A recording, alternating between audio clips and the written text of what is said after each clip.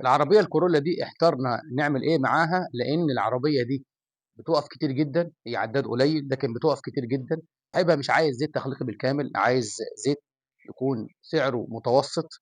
فازاي حبينا نتعامل معاها وانسب زيت يناسبها؟ ان هي بتقف كتير، ممكن يحصل لها من الوقفة الالسهات والجوانات بتاعة الموتور تنشف، فترسب زيت وترشح زيت.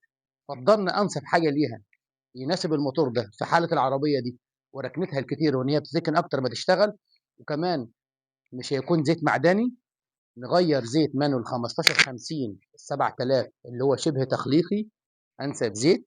وكمان مش ده بس، هنضيف معاه موتور دكتور اللي هو الأربعة في واحد، منع احتكاك ومنع تسريب وإطالة عمر الزيت. يبقى كده استفدنا بسعر مناسب وزيت مش معدني شبه تخليقي، وكمان عملنا الإضافة اللي تطول عمر الموتور وتمنع الاحتكار وتمنع التسريب اللي ممكن يحصل بسبب الركنة الكتيرة. هي ده مثبت للزوجة ومنع احتكاك، وزي ما قلت لكم منع تسريب وإطالة عمر الزيت.